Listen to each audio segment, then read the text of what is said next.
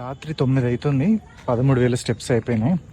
ఈరోజు నేను surgical consultation and role of attenders in surgical consultation గురించి ఒక ఇంపార్టెంట్ టాపిక్ అనమాట. మనం సర్జికల్ కన్సల్టేషన్ చేసేటప్పుడు especially aesthetic surgeries, rhinoplasty, hair transplant, face lift లాంటి ఎస్థెటిక్ సర్జికల్ ప్రొసీజర్స్ గురించి కన్సల్టేషన్ చేసేటప్పుడు ఆ కన్సల్టేషన్ ఆల్మోస్ట్ 1 అవర్ ప్లస్ ఉంటుంది అనమాట. ఈ 1 అవర్ ప్లస్ ఉన్నప్పుడు ఆ కన్సల్టేషన్లో మనం చాలా విషయాలు డిస్కస్ చేస్తాం పేషెంట్తో. వాళ్ళకున్న కన్సర్న్స్ని వాళ్ళు షేర్ చేసుకుంటారు, మనకు జరిగిన ఎక్స్పీరియన్సెస్ మనం షేర్ చేసుకుంటాం as doctors. Post operative recovery గురించి షేర్ చేసుకుంటాము.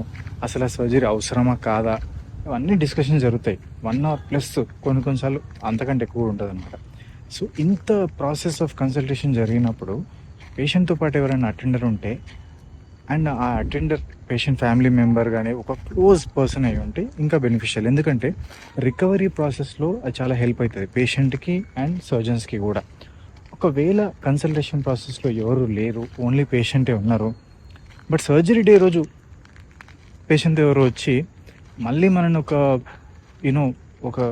100 క్వశ్చన్స్ అడుగుతున్నారు అన్నప్పుడు కొంచెం ఇబ్బంది అయిపోతుంది. ఎందుకంటే సర్జరీ డే రోజు సర్జరీ ఒక స్పెసిఫిక్ టైంలో స్టార్ట్ చేయాలని ప్లాన్ ఉంటుంది.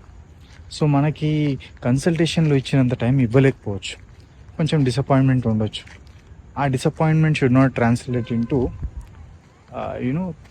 Having some mistrust and affecting the post operative recovery of the patient. So అందుకే ఎప్పుడైనా సరే ఎస్థెటిక్ సర్జరీ కన్సల్టేషన్కి పేషెంట్తో పాటు ఒక అటెండర్ ఉంటే చాలా బెనిఫిషియల్. ఎందుకంటే ఈజీ అయిపోతుంది అనమాట. డాక్టర్ కూడా అన్ని విషయాలు ఇద్దరికి కన్వే చేసి ఎన్ని డౌట్స్ ఉంటే అన్ని డౌట్స్ క్లారిఫై చేసుకోవచ్చు. And consultation is the right time to clarify all the doubts before the patient is taken up for surgery. So అదన్నమాట.